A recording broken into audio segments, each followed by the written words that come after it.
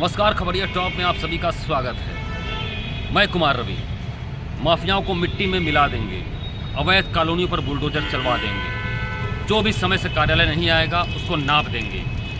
ऐसे तमाम कड़क अपने शासन प्रशासन, अपने अंदाज वाले, सख्त तेवर वाले सीएम योगी के शासनकाल को लेकर पूरे देश प्रदेश में बहुत चर्चाएं रहती हैं। और शायद यही एक वजह है कि उनकी इस कड़क शासन प्रशासन की छवि जनता के बीच बहुत तेज़ी से उभर कर सामने आती हुई प्रतीत दिख रही है। लेकिन इसमें कुछ एक बदलाव देखने को मिल रहा है। सीएम योगी लगातार शासन प्रशासन जुड़े अधिकारियों को बराबर कहते हुए आ रहे हैं कि तारीख पे तारीख वाले अपने कार्यप्रणाली से बाहर आएँ। लचर कार्यप्रणाली कहीं भी नहीं चलेगी। जो भी सरकार की मंशा के अनुरूप एक नियम के तरीके से काम करेगा उसको आगे बढ़ाया जाएगा, नहीं तो आदमी छुट्टी लेकर घर बैठे। ऐसे तमाम बयान उनके आते रहते हैं। लेकिन ताज़ा मामला बीते मंगलवार को है। उस दौरान सीएम योगी ने रामनवमी पर सार्वजनिक छुट्टी की घोषणा कर रखी थी ताकि लोग अयोध्या में रामलला के सूर्याभिषेक को दर्शन कर सके। टीवी के द्वारा, चैनलों के द्वारा, मोबाइल सेटों के द्वारा या साक्षात जाकर वहां पर श्री रामलला के सूर्याभिषेक को देख सके, जिसको कि भाजपा भी काफ़ी तौर पर हर तरीके से सोशल मीडिया साइट पर भुनाने का काम कर रही है ताकि जनता के बीच वो और अपनी चीज़ों को प्रचार प्रसार कर सके। लेकिन सरकार की इस मंशा के विपरीत जाकर एक ऐसी अधिकारी यहाँ पर हैं शासन की उच्च स्तर की, जिन्होंने अपने एक अकेले फरमान से ऐसे तमाम उस विभाग से जुड़े लोगों को उस सूर्याभिषेक के दर्शन करने से दूर कर दिया। जी हाँ, यहाँ पर बात हो रही है प्रमुख सचिव बाल विकास पुष्टाहार की बीना कुमारी मीना, सीनियर IAS अफसर।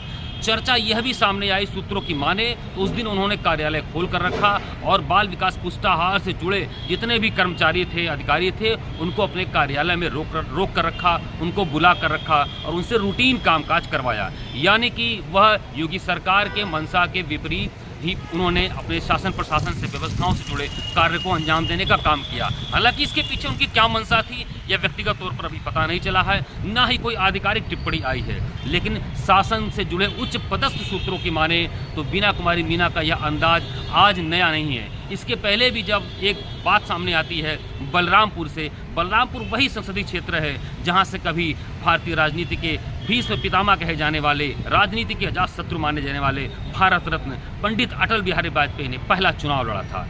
बलरामपुर उसी समय काफ़ी चर्चा में आया हुआ था।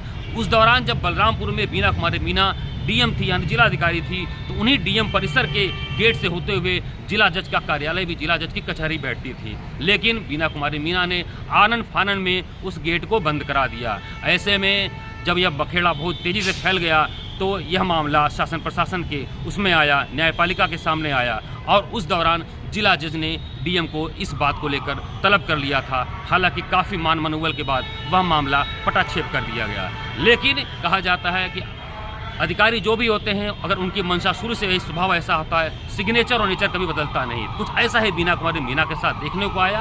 हालांकि अभी तक इसकी आधिकारिक पुष्टि नहीं हुई कि बाल विकास पुष्टाहार में उन्होंने किस लिए कार्यालय रामनवमी के खास पर्व के दिन खोल कर रखा था, यह बात अभी सामने नहीं आई।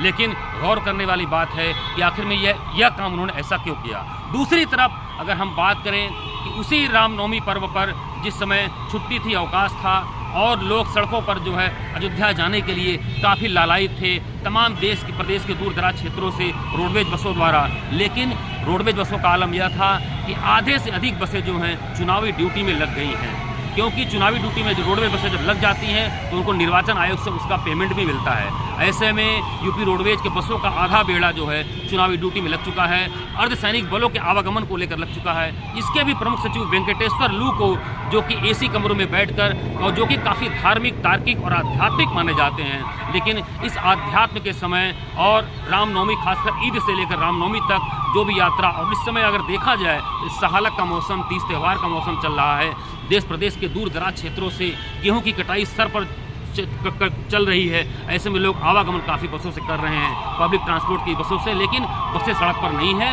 वेंकटेश्वर लू को शायद इस बात का अंदाज़ा नहीं है कि जो इस समय मौसमी तापमान काफ़ी बढ़ा हुआ है और दिन का तापमान है, जो गर्मी और लू के थपेड़े जो मुसाफिरों को उनको सताने का काम कर रहे हैं, उन लू के थपेड़ों का अंदाज़ा शायद प्रमुख सचिव वेंकटेश्वर लू साहब को नहीं पड़ रहा है। ऐसे में देखने वाली बात होगी कि कैसे यूपी रोडवेज उनका अपना साथी बनने का काम करेगा। इसी तरीके से खबरिया टॉप की टीम के साथ बने रहिए, आगे भी आपको ताज़ा तरीन खबरों के साथ अपडेट करते रहेंगे। मैं कुमार रवि, कैमरामैन ईशांत कुमार के साथ।